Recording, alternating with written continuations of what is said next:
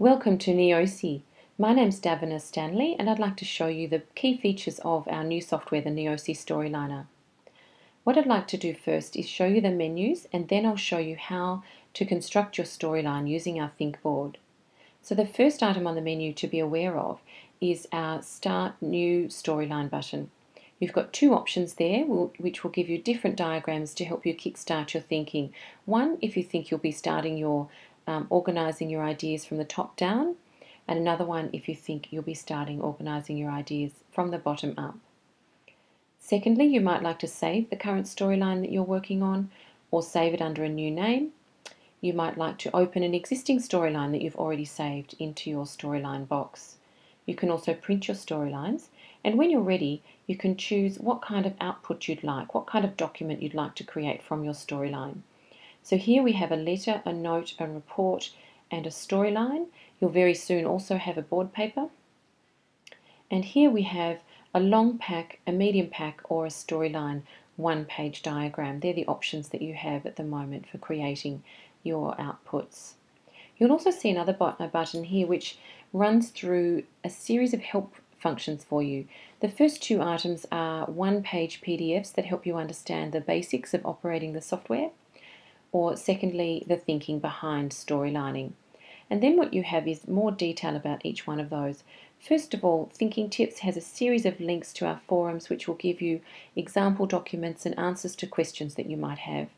And here we have a similar thing for logistics of actually operating the software. How do I create an output document? How do I use this to collaborate? How do I print? Those kinds of things. And then if you need to email us with a question, of course, you can click the Email neosi button at the very bottom. Now within your storyline, there are a few other things that you need to be aware of. Within the think board, we have some menu items down here on the left. The first one will enable you to create a new box. The second one will enable you to delete it, delete any box that's been selected. Now here we have two items, the undo backwards and undo forwards buttons. Now they will take you back to the last autosave. These two items here are about zooming. This one will zoom in so the picture will get larger for you. This one zooms out to help you have a better perspective once you have a lot of different ideas joined together on your storyline. Now what we also have is the context, trigger and question box.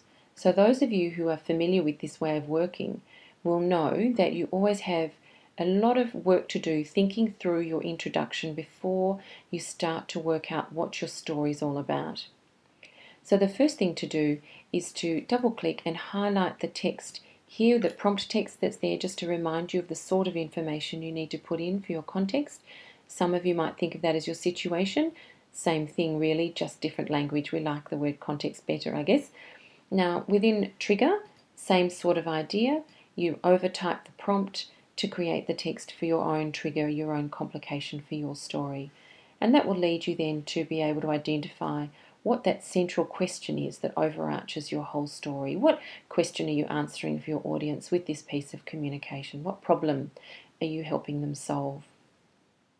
Once you're fairly sure that the introductory flow for your storyline is right, what you can do is just minimize those sections to give yourself some room on the think board. And you of course can come back to them at any time just by clicking there on the button to drop them down. So I'm going to put those away so I've got some room on the page now so that we can build our storyline structure. Now you'll see here from the diagrams that we've got two diagrams on this page. Now the objective is to have only one, and we need to decide which way to go. If we think we're going to start with a grouping structure, and we can change our mind at any time, but let's start with a grouping structure at the moment. What we need to do then is work out how to add ideas and move ideas around within the body of the story. We double click and type over just as we did before to add text, and then we say, well, let's see, perhaps I've got another idea I want to add, and I want to add it between these two ideas here. So I wait for those two grey arrows to appear and then just let go. Now if I decide, let's say for example, that this idea here, support 3, is in the wrong position and actually it belongs underneath, I can just pick it up, move it and attach it like that. And perhaps I might have another idea that I want to add here, and I can just bump it into the bottom of the parent to do that. And perhaps this deductive storyline over here actually belongs under there. So I might just pop that in there, move the menu, the scroll bar rather down some, and you'll see there that I've got a deductive child under that grouping. Or perhaps I can pick up the answer from that family of ideas and I can move them over here, wait for the grey triangles and just let go, and then it'll join up there in the storyline. Now it's hard for me at the moment to see everything on the storyline, so I'm just going to zoom it so that the whole storyline centers and shrinks. You'll see that the selected item always goes to the center of the page when you're zooming, whether you go in or out.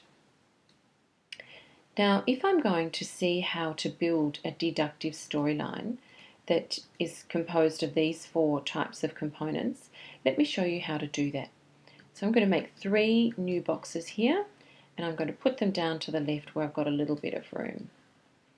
Now I don't have quite enough room, so I'm just going to zoom to make some more space, and you can see that 2 of those boxes joined together there already.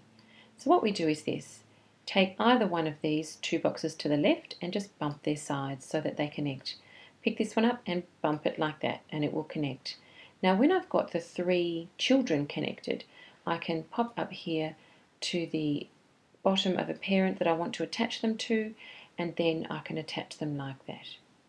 It can also work so that if you have 2 ideas connected like this, you can make the family and then you can add another one on afterwards once you've worked out what belongs where.